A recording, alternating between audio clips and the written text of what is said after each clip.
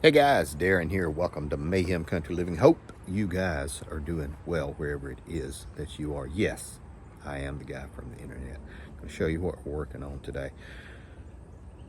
Usually around the first of the month, I crank up all the generators, plug an outlet, plug something into the outlet to stir the motor and the generator just to make sure everything's cycling through. We've got a couple of them. And we had a little bit of a problem. I'm going to show you.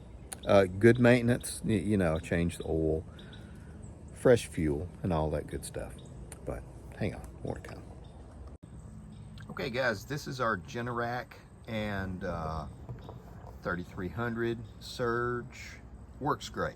Cranks up one pull. I've already cranked it up. I'm going to add some fresh fuel to it and put a little bit of stabilizer in it, and that'll take care of any problems or anything like that.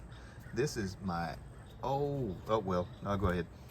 This one, I've been here 4 years, and we're at the old house, so this one's about 7 years old. Don't have many hours on it, maybe 70 hours on this thing, so I mean it's dependable. This one is an old one. It's a ProSource. This was when when Big Lots was selling tools and stuff like this, and I bought it from Big Lots. 2000 watt, I think 2500 Surge, and it ran great. Now here's the kick in the butt. Cranked it up and filled it up last month and ran it, and between last month and this month, I guess the valve leaked. Fortunately, I keep it out on the patio covered up in a generator tarp. I did a video on that, and you can see the rust that has developed. It's a metal tank. So I'm not even really going to crank this up because I know what's going to happen. I can put a good fuel filter on this, but my thought is, even though I cranked it up once a month and stirred everything, put fuel stabilizer in, sometimes this stuff happens. And you can see, I don't know if I can get a finger all the way down there to the rust, but there's a lot of rust down in that gas tank, and I don't want to ruin the carburetor.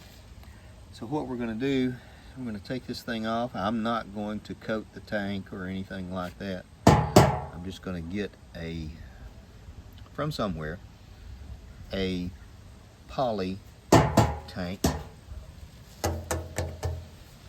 something similar to that, and we will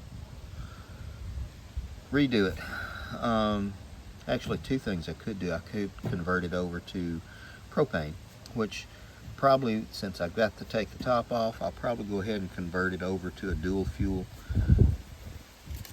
because the motor and the generator run perfectly, but it's got a lot of hours on it. But we're going to have to do something to remedy that. Yes, I know I could put the stuff in, clean it out, seal it and everything. It's not a motorcycle. It's not anything I want to spend that much time on. I'll just buy a tank to replace it. But that is a kick in the butt. This is half of my backup power supply. And I mean, if you're going to have generators, you got to have fuel. Keep your vehicles filled. Keep 60 or 70 gallons of gasoline. That's just the way to do it. And probably double that if you're in a really bad area. If you're going to do a dual fuel, 10 of the 20-pound propane tanks. It's my thought anyway. More to come.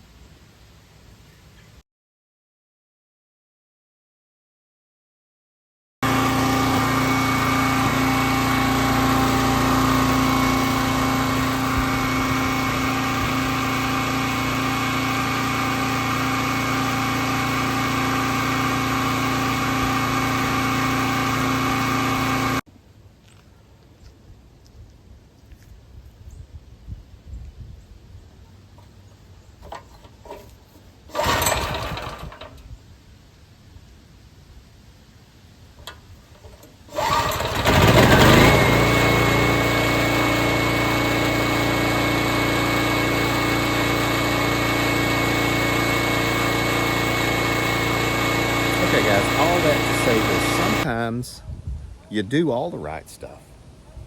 Things just happen. You know, if it was made by a man, it will break. That is the way the world is. What could I have done differently? I don't really know. Because somewhere the line just had a hole and the fuel leaked out in between last month and this month. You've seen me do these videos before, so usually the first of the month I always crank them up and stir everything. So it's kind of annoying, kind of a pain in the butt. I will redo the fuel line and the fuel tank with a new poly or plastic fuel tank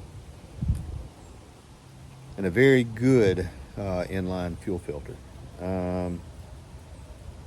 Might check the petcock, the on-off valve, to make sure that there's not a problem with it. So, like I said, it is a pain in the butt. Way she goes. Oh well. Thanks for watching, guys. Thanks for coming by. Take care of you people.